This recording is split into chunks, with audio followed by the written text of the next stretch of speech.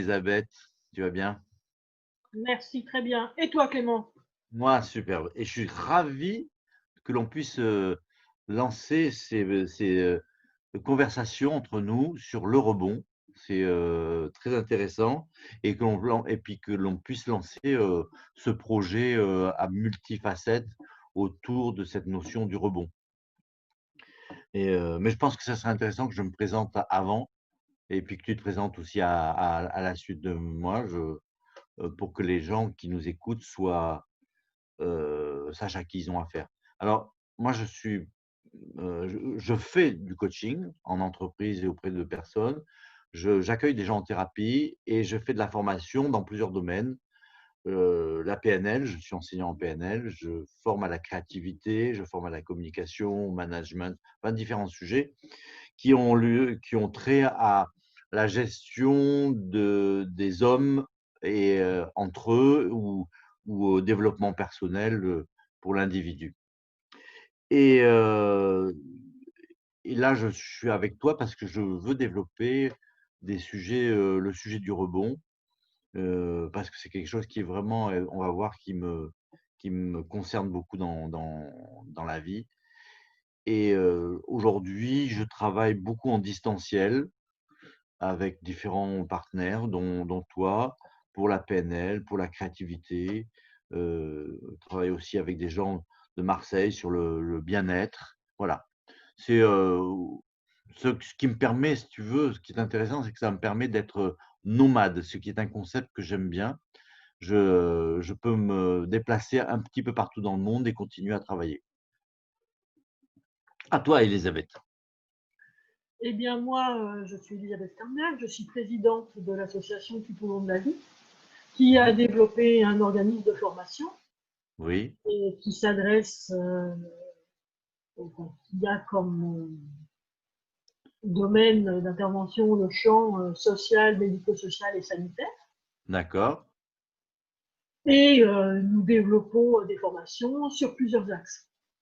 d'accord, Euh, c'est notamment dans un de ces axes qui est la communication que je suis amenée à parler avec toi, Clément. d'accord.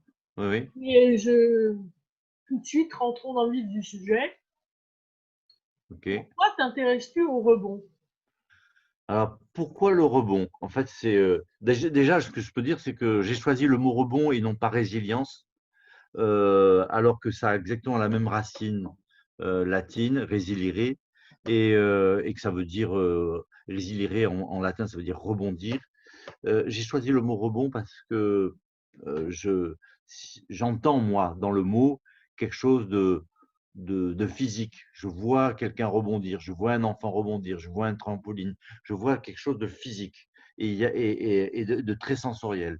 Donc j'ai choisi ce mot-là volontairement pour son pour son sa qualité sensorielle. Et pourquoi le rebond? C'est, parce que j'ai une multiple fois l'obligation de rebondir dans ma vie, à la suite d'accidents, maladies, divorces, chute comment dire? Arrêt de société, perte de marché, enfin j'en ai eu beaucoup, beaucoup, beaucoup, et je me suis aperçu quelque chose de très intéressant, c'est que plus j'en avais avec le fil du temps, alors que je ne les ai pas souhaités, mais évidemment, plus j'allais vite dans ma capacité à repartir et à rebondir, c'est-à-dire, à faire quelque chose d'autre et me lancer dans de nouveaux projets sans être démonté et écrasé par ce que je venais de vivre. Parce que, il y a beaucoup de gens, et moi le premier au début, qui sont écrasés par ce qui leur arrive, et c'est souvent difficile quand on vit des choses dures, bah, c'est dur de remonter la pente.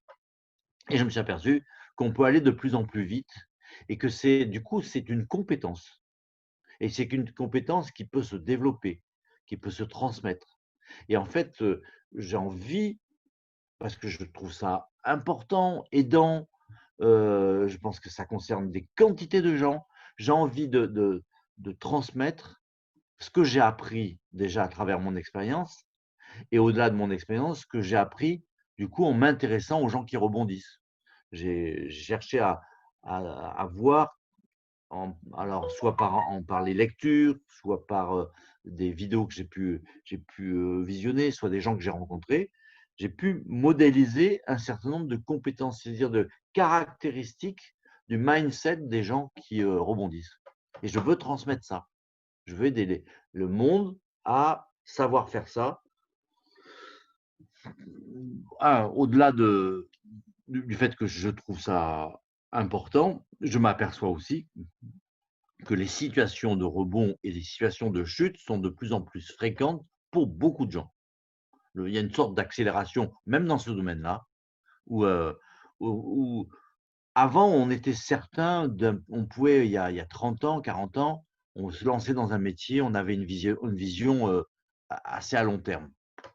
Aujourd'hui, quelqu'un qui se lance dans un métier, il ne sait pas si dans 6 mois, il y sera encore. Il sait pas ce qu'il ne sait pas si la société va se casser la figure, si ça va marcher avec son manager, si, il ne sait pas. Ça peut changer très, très vite. Ça, c'est pour le côté professionnel. Pour le côté personnel, par exemple, dans les relations de couple, là aussi, hein, c'est plutôt, heu, les gens avant se lançaient dans des visions à très long terme. Aujourd'hui, bah, je veux dire, tant que ça tient, ils restent avec quelqu'un, mais dès que ça commence à être difficile, on on va vers des séparations et même la loi a banalisé un petit peu les séparations, puisque le divorce est beaucoup plus facile qu'avant et ainsi de suite. C'est-à-dire qu'il y a une sorte d'accélération du rebond. Sans doute que le monde est plus compétent à faire ça et plus flexible. Mmh. Je constate qu'il y a quand même beaucoup de gens qui en souffrent et qui en souffrent beaucoup. Je le vois à travers les gens que je reçois dans mon cabinet et j'aimerais vraiment, au-delà de l'aide que j'apporte individuellement aux gens, j'aimerais avoir un impact, plus grand, enfin, que ce que je sais sur le sujet puisse être diffusé. Voilà. D'accord, C'est ça, le pourquoi de du mon le pourquoi j'ai envie de faire ça. d'accord. Donc, toi-même, tu as eu l'occasion de beaucoup rebondir dans ta vie. Mmh. Tu as rencontré beaucoup de gens qui en ont besoin. Oui, C'est quelque chose qu'on peut apprendre. oui. C'est mon point c'est ma Comment tu conviction. comptes t'y prendre pour nous apprendre tout ça? Pardon? Comment comptes-tu t'y prendre pour nous apprendre ça? Alors, moi j'ai prévu, plusieurs façons, d'abord, une série de conférences. Il y a nos entretiens on va lancer des entretiens, comme ça, où on va pouvoir parler d'une question de rebond ou d'une expérience de rebond qu'on a vu chez quelqu'un ou un livre qui nous a parlé d'un rebond. Toutes les semaines, on va faire donc un peu une petite causerie ensemble. Ça, c'est une première chose pour les gens qui ont besoin d'être inspirés. La deuxième chose, c'est que je prépare chaque mois une conférence. Heu, celle d'avant, c'était sur la stratégie du rêve et le rebond. La prochaine, ça sera la curiosité et le rebond, avec un titre, ce qui s'appelle, «La curiosité n'est pas un vilain défaut». Et je travaillerai sur, j'ai fait des recherches sur le processus de la curiosité. Qu'est-ce qui se passe quand quelqu'un est en état de curiosité? Et il y a des choses très intéressantes à savoir et du coup, si on cultive la curiosité, c'est un des facteurs, de très, très aidants, pas suffisant, mais très, très aidants pour pouvoir rebondir. Les gens qui rebondissent ont ont développé, peut-être ils l'avaient déjà, mais ils ont développé une forte, capacité à être curieux de tout. Et puis tous les mois, il y aura un sujet comme ça, différent. On va proposer, une série de 12 conférences pour que les gens puissent, pour que vous, l'internaute, vous puissiez, soit assister à une conférence, soit prendre un abonnement. Ça, donc c'est la 2e chose. La troisième chose, c'est que derrière ces conférences, je proposerai des ateliers sur, pour transmettre pour une compétence donnée que j'aurais vue en conférence, pour transmettre un certain nombre d'outils, d'exercices, de techniques qui permettent de développer ça et d'entraîner l'élément de compétence que j'aurais présenté. Il y aura des formations plus longues sur, vraiment, des formations qui sont destinées à générer une transformation de son mindset et devenir quelqu'un qui est dans cette capacité naturelle à rebondir. Voilà, ce que je peux dire déjà, c'est que les gens qui rebondissent sont des gens qui entretiennent l'optimisme, qui entretiennent le sens de l'opportunité, qui entretiennent la curiosité, qui entretiennent différentes choses comme ça et la créativité. Quand on arrive à intégrer l'ensemble de ce mindset, en fait, la question du rebond n'est plus une question parce que ça devient un réflexe, Un automatisme? un automatisme. Voilà. Et ça se traduit après, ça se traduit dans la vie de tous les jours, pour des petites choses comme des grandes catastrophes, ça se traduit par, cette capacité, cette vélocité à passer à autre chose tout de suite et à transformer ce que l'on a vécu comme quelque chose de positif. Parce qu'il ne s'agit pas d'éliminer et d'oublier ce qu'on a vécu. Non, c'est que quel qu'il soit, quel que soit ce qu'on a vécu, même difficile, on peut le transformer en enseignement, en opportunité, en apprentissage, en quelque chose qui a de la valeur. Et donc, sur lequel on va s'appuyer pour faire autre chose. Donc, voilà comment je compte y prendre. Il y a en préparation aussi un livre. J'ai écrit un livre, j'ai déjà écrit 9 chapitres de ce livre et ben, je prendrai le temps qu'il faut pour écrire ce livre où j'expliquerai quel est le lien entre quelles sont les croyances qui sont nécessaires pour rebondir, quelles sont les stratégies des gens qui rebondissent, etc. Je D'accord. développe, je Quel redévelopperai. programme? Et je développerai, bien entendu, très largement dans ce livre, j'explorerai les compétences que j'aurais explorées, en conférence.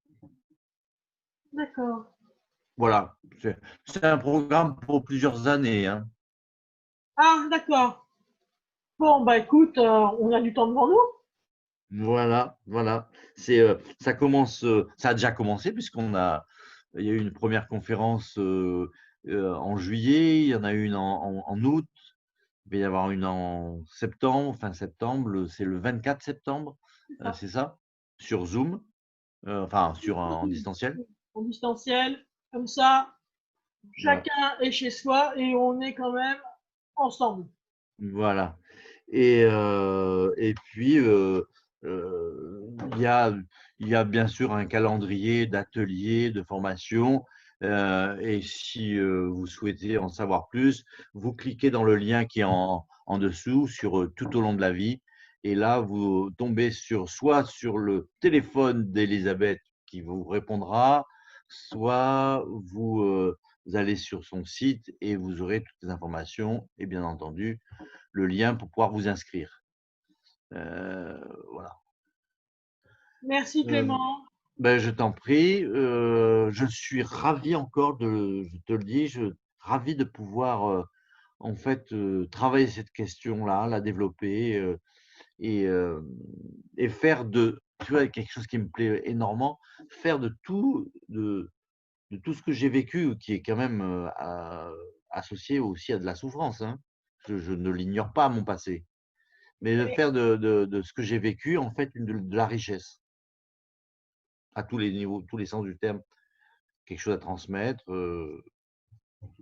voilà. D'accord, de la Je richesse. Bah alors peut-être un autre programme dans lequel tu vas t'investir prochainement. Comment devient-on créateur de richesse? Ah, ça serait pas On mal. n'a pas une quête particulière?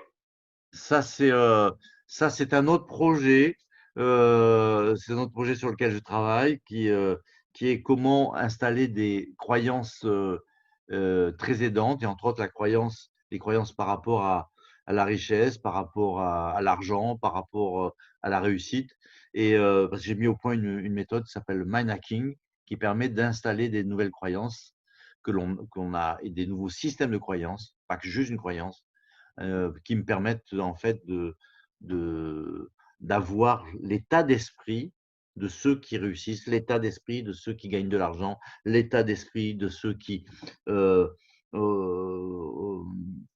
comment dire, passent à l'action, l'état d'esprit de l'entrepreneur, l'état d'esprit, tu vois, en fonction de ce qu'on a envie de Tout un faire. programme. Eh ben, écoute, peut-être ce sera le sujet de notre prochaine causerie. Voilà. À bientôt, Elisabeth, À et bientôt, Clément. merci encore. Merci à toi. Et aux internautes, je vous souhaite le meilleur. Merci à vous.